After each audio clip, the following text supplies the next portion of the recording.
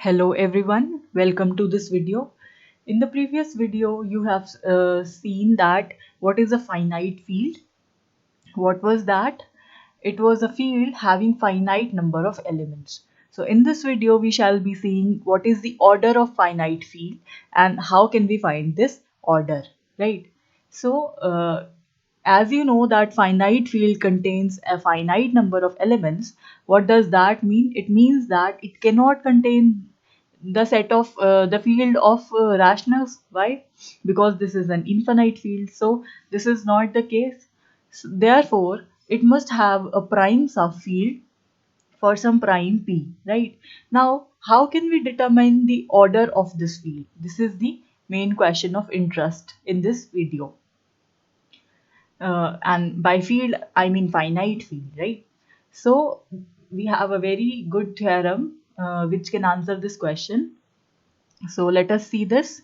It says that any finite field with characteristic p has p to the power n elements for some positive integer n.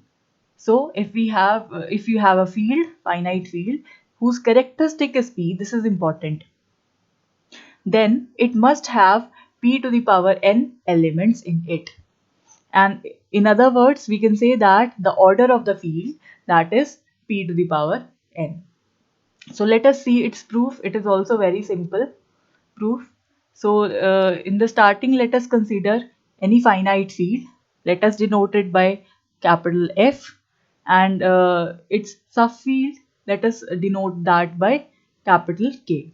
So what do we have? We have a field and its subfield is K, right? And this is our finite field. This is the finite field, right? Then they are saying we can have a vector space of this field over the subfield. So whenever you have some finite field, and in that case you can define that field as a vector space over its subfield, right? So then the vector space of f over k, that means you take the vectors in this field f and you take the scalars from this field f. So the vector space is of finite dimension. Why? Because this field f, this is of finite dimension. Therefore, the vector space over some finite field is also of finite dimension. Let us call that dimension as n. So there exists a basis for any vector space. We know there exists a basis. What do you mean by basis? That means it consists a set of linearly independent vectors or elements which span whole of the vector space. Whole of the vector space could be generated from those few linearly independent vectors. So this field this vector space also has a basis. Let us call the elements as alpha 1, alpha 2 up to alpha n. Why alpha n? Because we have at most n elements in it.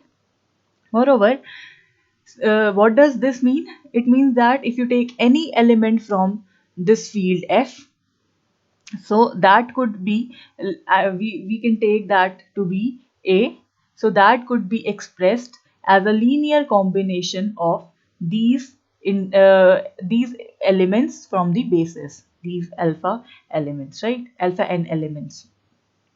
So where these beta 1, beta 2 up to beta n, they are the scalars and they are taken from the field over which this vector space is defined. That is, they are taken from K, right? So we know we have expressed an element A of the field F as a linear combination of the elements of basis.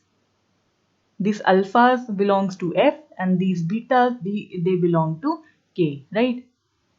So now K is a prime subfield of F. Why this is so?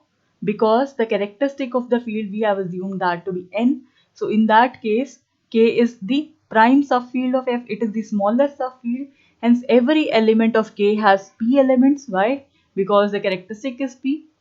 Therefore, or in other words, we can say that this field K, subfield K, forms a copy of ZP. So this is justified.